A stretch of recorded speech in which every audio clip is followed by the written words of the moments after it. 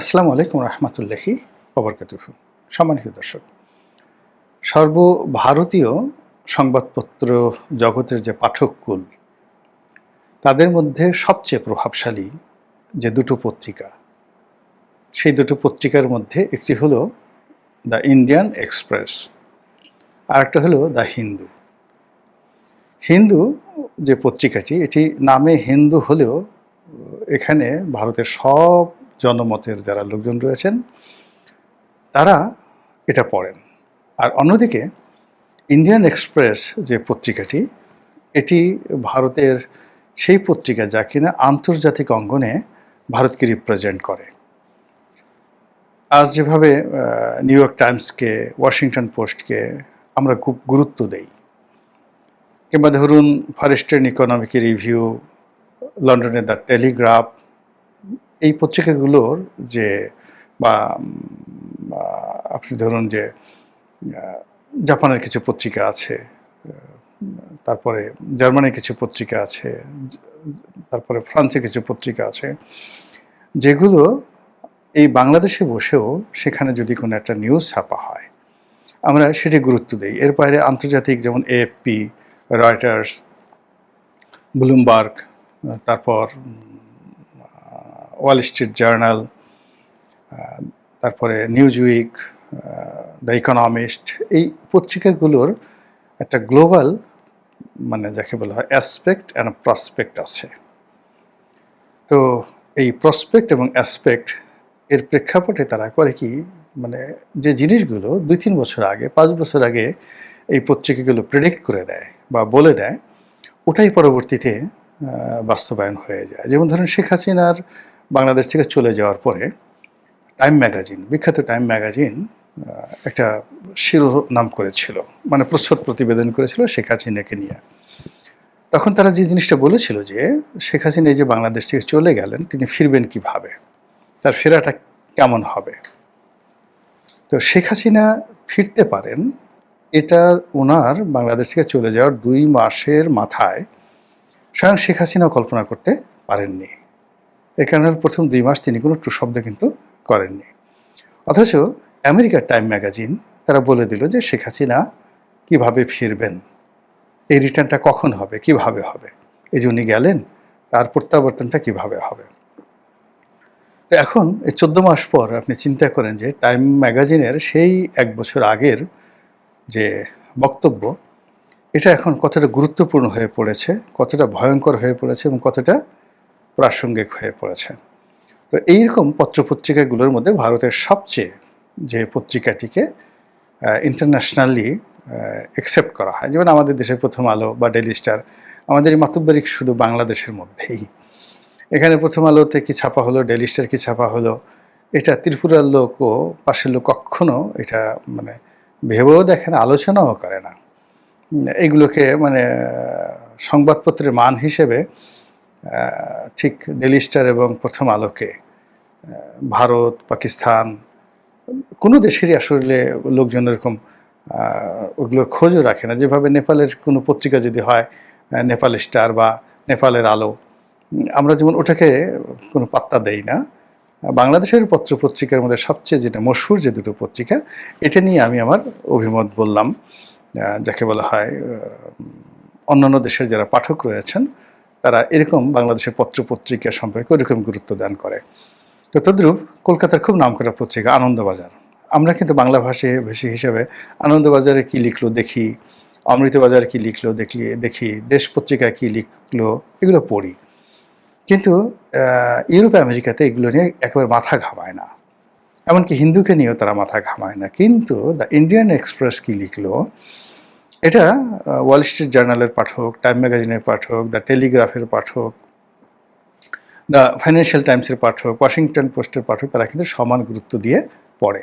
130 কোটি মানুষের যে রিপ্রেজেন্টেশনের যে পত্রিকাটি, সেই পত্রিকাটি হলো দ্য ইন্ডিয়ান এক্সপ্রেস। তো সেই ইন্ডিয়ান এক্সপ্রেসে শেখ হাসিনার একটা নাতি দীর্ঘ সাক্ষাৎকার ছাপা হয়েছে। তো ইতিপূর্বে আমরা দেখেছি যে আন্তর্জাতিক কয়েকটি গণমাধ্যমে তার সাক্ষাৎকার ছাপা হয়েছে। তার একটা লেখাও সম্ভবত ভারতে খুব নামকরা যে পত্রিকা দ্য উইক, তিনি নিজের হাতে লিখেছেন ইংরেজিতে। তো নিজের হাতে লেখা লিখেছেন এবং সেটা উইকে ছাপা হয়েছে। কিন্তু এই যে উইকে তার নিজের হাতের লেখা, এএফপিতে তার সাক্ষাৎকার, তারপরে ফাইন্যান্সিয়াল দ্য ইন্ডিপেন্ডেন্টে তার সাক্ষাৎকার, ব্রিটেনের ইন্ডিপেন্ডেন্ট, রয়টার্সের, এএফপিতে তার সাক্ষাৎকার। তো এই বিষয়গুলো যতটা না আলোচিত হয়েছে, আলোড়ন তৈরি করেছে ভারতে, বাংলাদেশে এবং গ্লোবালি, তার চেয়ে সবচেয়ে বেশি যাকে বলা হয় আলোচনা এবং সমালোচনার জন্ম দিয়েছে ইন্ডিয়ান এক্সপ্রেসে তার দেয়া নাতি দীর্ঘ সাক্ষাৎকার। এখানে একটি বিষয় যে সাংবাদিক এই সাক্ষাৎকার নিয়েছেন, গৌতম লাহিড়ী। এই ভদ্রলোক শেখ হাসিনার খুব ঘনিষ্ঠজন, আওয়ামী লীগেরও ঘনিষ্ঠজন এবং নরেন্দ্র মোদী সরকারের সঙ্গে তার একটা খুব ভালো সম্পর্ক রয়েছে। শেখ হাসিনার বাংলাদেশ থেকে চলে যাওয়ার পর বা শেখ হাসিনার সরকারের পতনের পর যে কজন ভারতীয় সাংবাদিক একেবারে যাকে বলা হয় চুলচেরা বিশ্লেষণ করে শেখ হাসিনার ভবিষ্যৎ, আওয়ামী লীগের ভবিষ্যৎ, ইউনূস সরকারের ভবিষ্যৎ নিয়ে মোটামুটি যাকে বলা হয় বিশ্লেষণ করার চেষ্টা করেছে নিরপেক্ষভাবে, তার মধ্যে জনাব গৌতম লাহিড়ী অন্যতম। এবং তিনি বাংলাদেশের অনেক ইউটিউবারের সঙ্গে কিন্তু এই গৌতম লাহিড়ী সাক্ষাৎকার দিয়েছেন এবং সেই ভদ্রলোক ইন্ডিয়ান এক্সপ্রেসের জন্য এই সাক্ষাৎকারটি নিয়েছেন। আমি যখন একেবারে ছাত্র জীবনে ইন্ডিয়ান এক্সপ্রেস সম্পর্কে আমার প্রথম ধারণায় আসলো যে তাদেরকে নিয়ে একটা বিরাট রিপোর্ট ছাপা হয়েছিল সাপ্তাহিক দেশ পত্রিকাতে, যে কি করে ভারতের এই রাজনীতি, তারপরে রাজনীতির পেছনের পর্দার আড়ালের যত খেলাধুলা, কিং মেকিং, এই কাজগুলো কারা কারা করে। তো তার মধ্যে একেবারে সবার আগে যে নামটা আসছিল সেটা হলো ইন্ডিয়ান এক্সপ্রেসের মালিক রামনাথ গোয়েঙ্কা। ছাত্র জীবনে পড়েছিলাম, কিন্তু আমার এখনও পর্যন্ত আমি সেই রামনাথ গোয়েঙ্কা এখনও জীবিত আছেন কিনা আমি জানি না, মারা গেছেন অবশ্যই, এটা তো একেবারে 80-র দশকের শুরুর দিকের কথা আমি এটা বলছি। তো সেই রামনাথ গোয়েঙ্কা। আর একজন লোক সম্পর্কে আমি তখন পড়েছিলাম, তিনি হলেন ধীরুভাই আম্বানি, মানে এখন অনিল আম্বানি, মুকেশ আম্বানির বাবা। তারপর রাম জেঠ মালানি। বাঙালিদের মধ্যে আরেকজন লোক ছিলেন অমলেশ ত্রিপাঠী।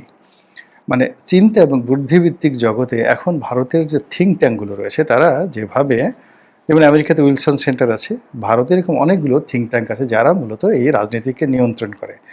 আর আমি যে সময়ের কথা বলছি তখন এইভাবে ভারতের থিঙ্ক ট্যাঙ্ক গড়ে ওঠেনি, কিন্তু একটা মানে যাকে বলে বুদ্ধিভিত্তিক একটা সিন্ডিকেট গড়ে উঠেছিল এবং সেই সিন্ডিকেটের নেতৃত্বে ছিল ইন্ডিয়ান এক্সপ্রেস এবং তার মালিক মিস্টার রামনাথ গোয়েঙ্কা।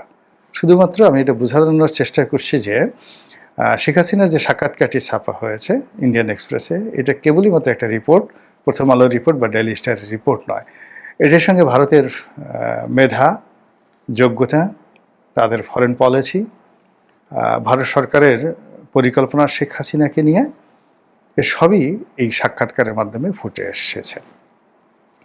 এখন এই সাক্ষাৎকারে তিনি যে কথাগুলো বলেছেন এগুলো নর্মালি শেখ হাসিনা বলেন না। শেখ হাসিনা যেভাবে বলেন, ইউনূসকে ফেলে দেব, আমি আসার সঙ্গে সঙ্গে তালিকা করে করে সবগুলোকে গ্রেপ্তার করব, সবগুলোকে ফাঁসিতে লটকাবো, আবার সেই যুদ্ধাপরাধীদের বিচার হবে, ওইবার যতটুকু ছাড় দিয়েছে এবার একটু ছাড় দেব না, চামড়া খুলে একেবারে কুচি কুচি করে কই মাছের মতো যাকে বলা হয় কেটে, তারপর ওর মধ্যে লবণ দিয়ে মরিচ দিয়ে ঢুকিয়ে এরপরে আবার সেই লবণ মরিচ যেন ধুইতে না পারে চামড়া সেলাই করে দেব। মানে দিস সর্ট অফ অ্যাগ্রেসিভ ল্যাঙ্গুয়েজে আমরা শেখ হাসিনাকে সবসময় দেখতে অভ্যস্ত। কিন্তু সেই শেখ হাসিনা এই সাক্ষাৎকারে প্রথমবারের মতো বিনয়ী হয়েছেন এবং তিনি রাষ্ট্রনায়কোচিত মনোভাব নিয়ে যেভাবে তার শাসন আমলের সকল দায় দায়িত্ব স্বীকার করেছেন, যে হ্যাঁ ওই সময় যত ভালো কাজ হয়েছে, যত মন্দ কাজ হয়েছে, সেটা কিভাবে হয়েছে সেটা পরের বিষয়। ফার্স্ট থিং হলো, যেহেতু আমি রাষ্ট্রপ্রধান, সরকার প্রধান ছিলাম, কাজে দায় দায়িত্ব তো আমারই। এবং আমি ওই সময়টাতে যে সকল ঘটনা ঘটেছে, যত প্রাণ ঝরেছে, যত মানুষ নিহত হয়েছে, প্রথমত সবার ব্যাপারে আমি দুঃখ প্রকাশ করছি, সহমর্মিতা প্রকাশ করছি এবং প্রতিটি প্রাণের জন্য আমি আফসোস করছি। মানে এই একটা কথা, যেটা শেখ হাসিনার কাছ থেকে আশাই করা যায় না। যখন এই কথাগুলো বলবে, ধরে নিতে হবে যে তখন তার একটা মাস্টার প্ল্যান নিয়ে তিনি এগুচ্ছেন এবং সেই মাস্টার প্ল্যানের পিছনে আর বড় বড় মাস্টারের যাকে বলা হয় ব্রেন কাজ করছে। তিনি তার সেই সাক্ষাৎকারে ডক্টর মোহাম্মদ ইউনূসের সরকারের যে সমালোচনাগুলো করেছেন টু দি পয়েন্টে, এটাও শেখ হাসিনার কাছে আশা করা যায় না। তিনি খুবই ইন্টেলিজেন্টলি, প্রফেশনালি এবং পলিটিক্যালি যে সকল অভিযোগ ডক্টর মোহাম্মদ ইউনূস এবং তার সঙ্গী সাথীদের বিরুদ্ধে এনেছেন, এটা রাজনীতির পরিভাষা নয়, এটা কূটনীতির পরিভাষা, এটা বিচারের পরিভাষা। এর সঙ্গে আইন জড়িত, এর সঙ্গে আন্তর্জাতিকতা জড়িত এবং আরও অনেক কিছু। ঠিক সেইভাবে ডক্টর মোহাম্মদ ইউনূসকে নিয়ে, তার সরকারকে নিয়ে তিনি কতগুলো অভিযোগ উত্থাপন করেছেন। নিজের বিচার সম্পর্কেও তিনি মানে যে কথা বলেছেন, এটাও একটা অসম্ভব রকম চ্যালেঞ্জ বর্তমান সরকারের জন্য। তিনি এই বর্তমান তার যে বিচার হচ্ছে, সেই বিচারিক যে আদালত, সেই আদালতের বিচার কর্মকাণ্ডকে তিনি রিগ্রেট করেছেন এবং তিনি যেটা বলেছেন যে পৃথিবীর সকল মানুষের যে আস্থা, বিশ্বাস এবং নির্ভরতার যে প্রতীক, সেটা হলো আন্তর্জাতিক অপরাধ tribunal, ICC, international criminal court বা ক্রাইম কোর্ট যেটাকে বলা হয়। তো সেই আইসিসি যেখানে নেতানিয়াহুর বিরুদ্ধে ওয়ারেন্ট ইস্যু হয়, যেখানে বসনিয়া হার্জেগোভিনা, যুগোস্লাভিয়ার যুদ্ধাপরাধীদের বিচার হয়েছে এবং এই আইসিসির একটা রিপোর্টে আমাদের দেশের সব কিছু তছনছ হয়ে যেতে পারে। তো তিনি সরকারের প্রতি আহ্বান জানিয়েছেন যে তার বিরুদ্ধে যে অভিযোগগুলো রয়েছে, সেই অভিযোগগুলো আইসিসিতে নিষ্পত্তি হতে পারে। সরকারকে তিনি চ্যালেঞ্জ দিয়েছেন, তারা কেন আইসিসিতে গিয়ে তার বিরুদ্ধে অভিযোগ দায়ের করছেন না। আর আইসিসিতে যদি তার বিরুদ্ধে অভিযোগ দায়ের করা হয় এবং সেখানে সরকার যে সকল কথাবার্তা বলছে, সেগুলো যদি তথ্য প্রমাণ তারা দিতে পারে, যে অভিযোগ যে আমি 1400 জনকে মেরে ফেলেছি, তো এটা নিয়ে তিনি, এই সংখ্যা নিয়ে তিনি অভিযোগ করেছেন, জাতিসংঘর প্রতিবেদনে অভিযোগ করেছেন, কিন্তু খুবই ডিপ্লোম্যাটিক্যালি। তো তিনি বলার চেষ্টা করেছেন যে বাংলাদেশের কোর্টে যে সকল বিষয় নিয়ে আলোচনা হচ্ছে, যে সকল অভিযোগ দায়ের করা হচ্ছে, তো সেগুলো নিয়ে যদি আমার শাস্তি হয়, তিনি সেটা বলেননি, মানে আমি এটার ভাব সম্প্রসারণ করছি, সেগুলো নিয়ে যদি আমার শাস্তি হয় বা আমাকে সেগুলোর ভিত্তিতে যদি আমাকে প্রত্যাবর্তন করতে বলা হয়, আমিও যাব না আর ভারত আমাকে পাঠাবে না। কিন্তু যদি একই অভিযোগগুলো তথ্য এবং প্রমাণ সহকারে আইসিসিতে দেওয়া হয়, তাহলে তো আইসিসি আমাকে